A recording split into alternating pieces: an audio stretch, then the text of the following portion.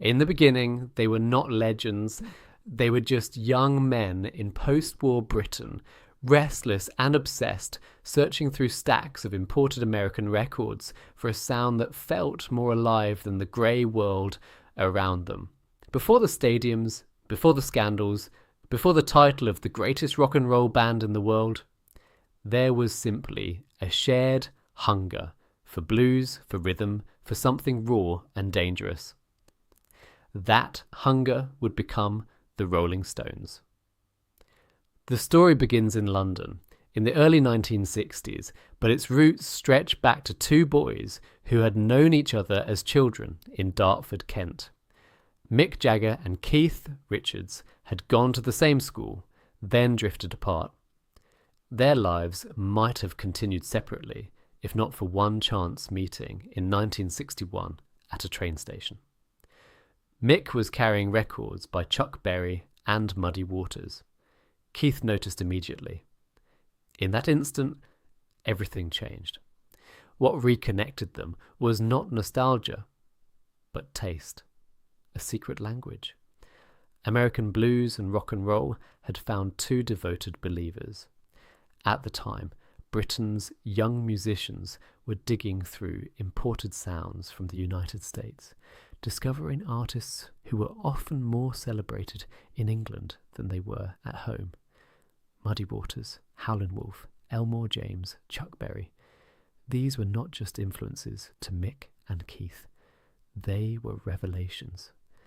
The music was loose, direct, physical. It had grit, it had danger. It said things polished pop music did not. Soon they were moving through London's small but growing rhythm and blues scene. There they met Brian Jones, a gifted and driven multi-instrumentalist from Cheltenham, who was one of the first among them to fully immerse himself in the blues world. Jones was charismatic, ambitious, and deeply serious about the music. In many ways, he was the band's original architect. He helped gather the early lineup, Mick Jagger on vocals, Keith Richards on guitar, Brian Jones on guitar and slide guitar, Ian Stewart on piano, Dick Taylor briefly on bass, and soon Charlie Watts on drums, and Bill Wyman on bass. The name The Rolling Stones came from a Muddy Waters song, Rollin' Stone. Even in the name, their devotion was clear. From the start, they were different. If the Beatles represented charm, wit, and polished possibility, the Rolling Stones projected something rougher, more provocative. They did not look clean-cut, they did not seem safe. Their music leaned harder into black American blues, and their image carried a faint sense of threat. It was partly real, partly media invention, but it worked. The contrast helped define the British invasion. The Beatles were the boys you brought home. The Stones were the boys your parents warned you about. In the early years, however, they were still finding themselves. Their manager, Andrew Luke Oldham, saw their potential not only as musicians, but as a cultural force. He pushed the anti-Beatles image, sharpened their attitude, and encouraged Mick and Keith to write original songs. At first, they resisted. Covering blues songs felt natural, writing their own did not. But under pressure, and with growing confidence, the Jagger-Richards partnership began to emerge. That creative bond would become one of the most important songwriting engines in rock history. The breakthrough came fast. Their early singles and albums built momentum, but songs like The Last Time, I Can't Get No Satisfaction, Get Off of My Cloud, and Paint It Black transformed them from a successful British band into an international phenomenon. Satisfaction, in particular, was explosive. Its opening guitar riff became one of the most recognisable sounds in modern music, and its lyrics captured frustration, desire, and alienation with a sneer that felt distinctly of its time. The Stones were no longer just interpreters of American blues. They were creating their own language from it. As the 1960s unfolded, the band evolved rapidly. Albums like Aftermath and Between the Buttons showed increasing ambition. They experimented with instrumentation, mood, and lyrical perspective. Brian Jones, once central to the group's identity, contributed unusual textures through sitar, marimba, dulcimer, and other instruments. The Stones were broadening their sound without losing their edge.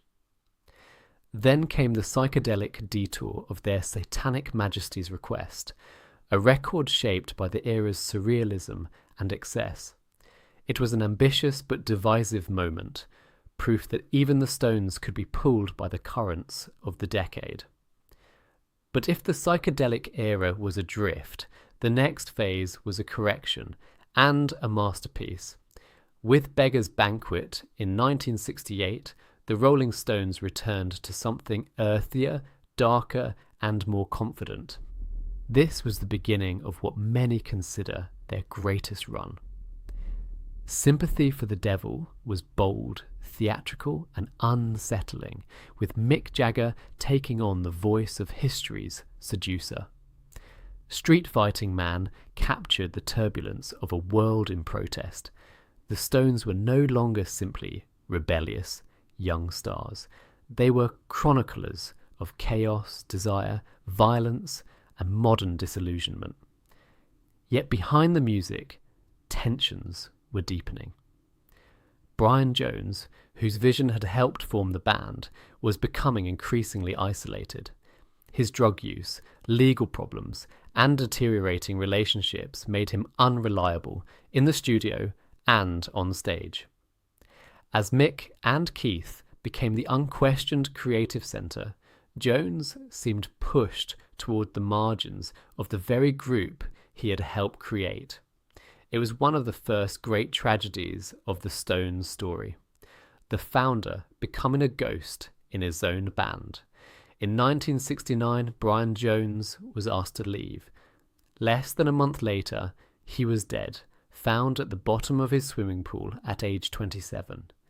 His death was shocking, sad, and immediately mythic.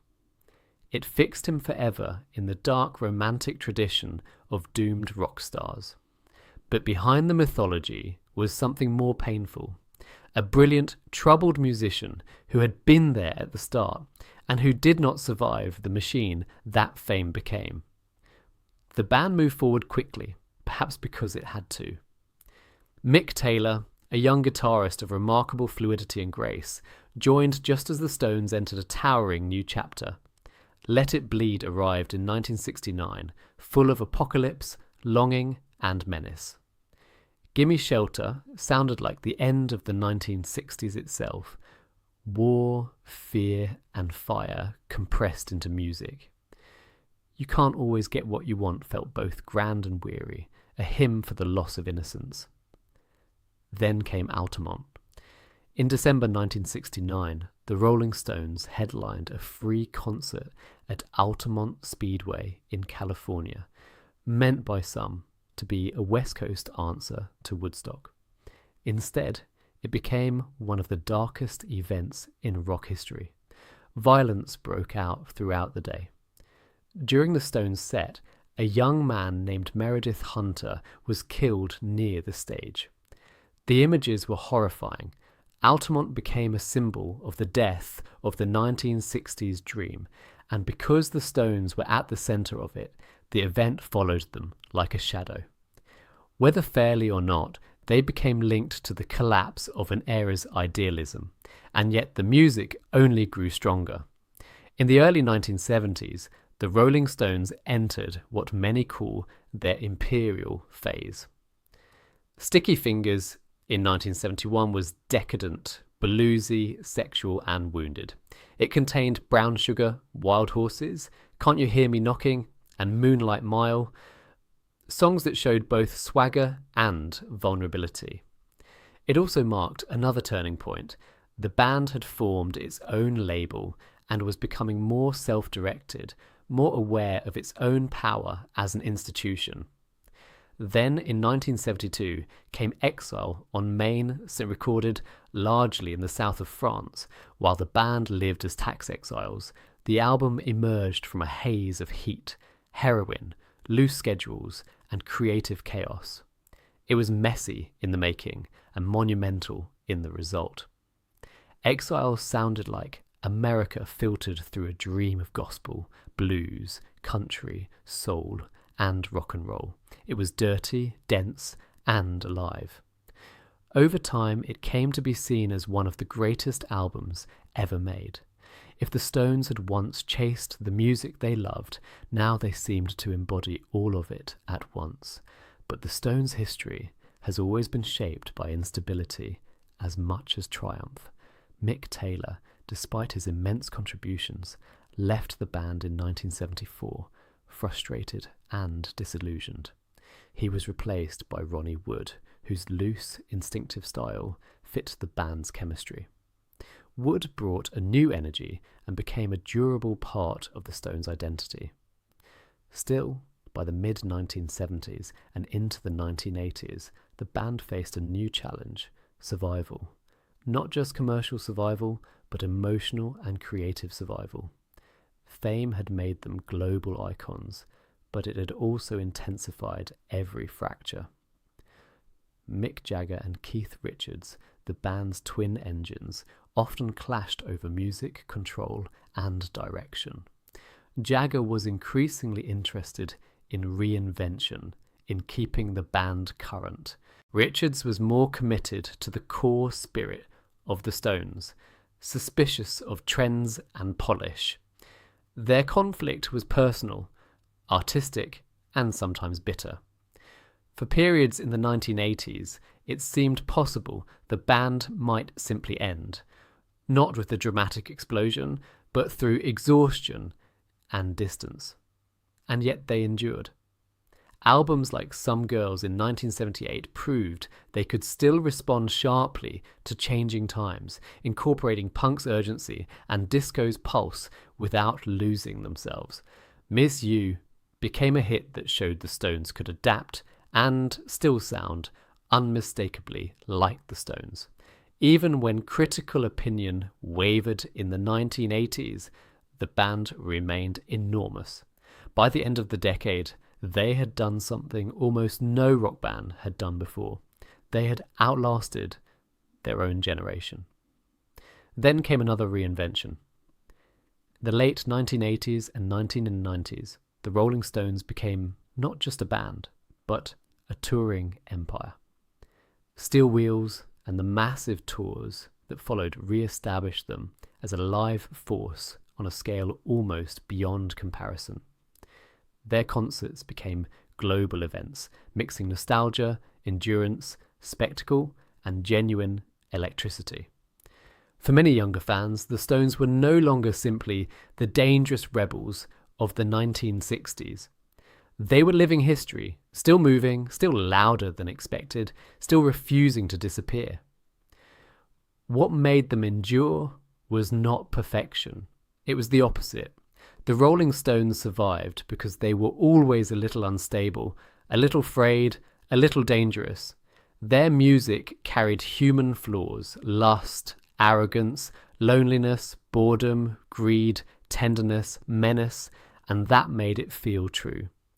Mick Jagger became one of the most magnetic frontmen in music history, all command and motion. Keith Richards became the embodiment of rock and roll survival, his riffs as indestructible as his legend. Charlie Watts, calm and elegant behind the drums, gave the band its pulse for decades. Bill Wyman, Ronnie Wood, Mick Taylor, Brian Jones, and others each shaped the story in crucial ways. And then, in 2021, another emotional blow. Charlie Watts died at age 80. His passing felt monumental because Charlie had always seemed like the band's steady centre, the quiet man in the storm. He was not the loudest Stone, but he was, in many ways, the anchor. His death marked the end of something irreplaceable. And still, the band continued. Because continuing is what the Rolling Stones do. That may be the deepest truth of their story. Across deaths, addictions, arrests, feuds, cultural shifts, critical swings, and the simple passage of time, they kept going. They began as disciples of American blues, became avatars of rebellion, then turned into elders of rock and roll without surrendering the music's pulse. Few artists have remained culturally visible for so long. Fewer still have remained relevant while carrying so much history. The Rolling Stones are not just a band with famous songs. They are a long, unruly chronicle of modern popular music itself. Its roots in Black American art, its explosion in the 1960s, its excesses, its myths, its losses, and its astonishing power to endure. Their story is full of triumph, but also ghosts. Brian Jones in the beginning, Altamont in the shadows, Charlie Watts at the heart, Mick and Keith forever circling each other, building and breaking, then building again. In the end, perhaps that is why their music still matters. It was never about innocence. It was about appetite, survival, and the sound of a band staring into chaos and playing through it. Decade after decade, the world changed. The culture changed. The bodies aged. Friends were buried, and the lights kept rising. And somewhere in the noise, that old hunger remained. The hunger for the riff, for the groove, for the dangerous spark first felt in a train station, in a stack of blues records, in the belief that music could be wilder than the world that made you. That hunger made the Rolling Stones, and somehow, against all odds, it still rolls.